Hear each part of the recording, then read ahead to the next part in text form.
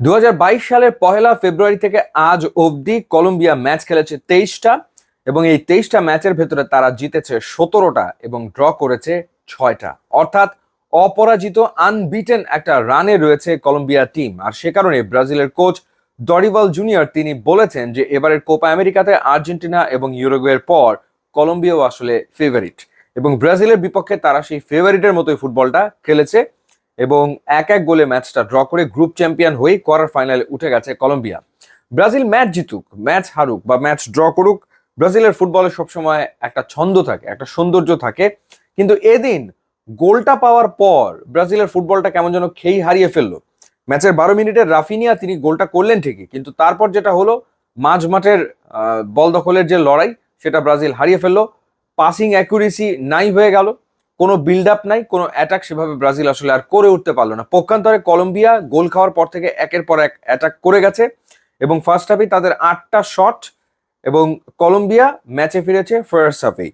Munoz তিনি আসলে গোলটা করেছেন এবং সেটা 47 মিনিটে, প্রথমার্ধের একেবারে শেষ মুহূর্তে তিনি গোলটা করলেন। ওভারঅল যদি ম্যাচের পরিসংখ্যান দেই তাহলে কিন্তু শট বেশি নিয়েছে কলম্বিয়া, 13টা শট নিয়েছে কলম্বিয়া। পক্ষান্তরে ব্রাজিলের শটের সংখ্যা মাত্র 7। অন টার্গেট শট কলম্বিয়ার 6টা, ব্রাজিলের অর্ধেক মাত্র 3টা। বল দখলের লড়াইয়ে 51% বল পজিশন ব্রাজিলের ছিল, 49% ছিল কলম্বিয়ার। কিন্তু 49% বল পজিশন রেখেই কলম্বিয়া অনেক বেশি এগ্রেসিভ অ্যাটাকিং ফুটবল খেলেছে ব্রাজিলের তুলনায়। পাসের সংখ্যা 422 হচ্ছে ব্রাজিলের এবং কলম্বিয়ার 402।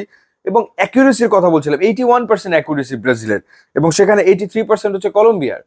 তো এখান থেকে বোঝা যায় যে প্লেয়ারদের ভেতরে আসলে সমঝোতা সেরকম ভাবে আসলে হচ্ছিল না। তো যেই কারণে ঠিক যে ধরনের ফুটবলটা ব্রাজিল ভক্তরা দেখতে চায় সেই ফুটবলটা আসলে ব্রাজিল খেলতে পারেনি এদিন। আর ওভারঅল যদি বলি তাহলে আসলে গ্রুপ পর্বের 3 ম্যাচের ভেতরে 2টো ম্যাচ ড্র। কোস্টারিকার বিপক্ষেও ব্রাজিল গোল আদায় করতে পারেনি, অ্যাটাক করে গেছে একের পর এক, 19টা শট ছিল তাদের কিন্তু গোল করতে পারেনি। পরবর্তীতে প্যারাগুয়ের বিপক্ষে তারা দাপট দেখিয়ে ম্যাচটা জিতেছে 4-1 গোলে এবং এই ম্যাচে আবারও ড্র, অর্থাৎ কলম্বিয়ার সাথে 1-1 গোলের ড্র।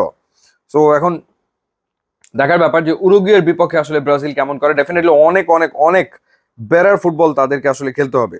কিন্তু যে লাইন আপ ব্রাজিলের, মানে এই লাইন আপের কাছ থেকে আরো ভালো ফুটবল ডেফিনেটলি দেখতে চাই। স্পেশালি তাদের যে অ্যাটাকিং থার্ড, যেখানে রাফিনা, পাকেতা এবং ভিনিসিয়াস জুনিয়র রয়েছেন, উপরে রয়েছেন গজ।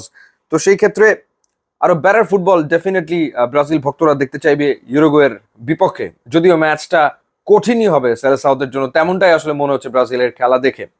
আর জানি রাখি খেলা চলছে, খেতে খেতে খেলা দেখার মজা অন্যরকম এবং আপনার খাবারের স্বাদ বহুগুণ বাড়িয়ে দেবে রুচি। Sauce and ketchup, tomato sauce, tomato ketchup, লাল মরিচের সস, রসুনের সস আপনার খাবারের স্বাদ বাড়িয়ে দেবে বহুগুণ। ইউটিউব, ইনস্টাগ্রাম লিঙ্ক দেওয়া আছে, যোগ দিলে খুবই খুশি হবো। And thanks for watching.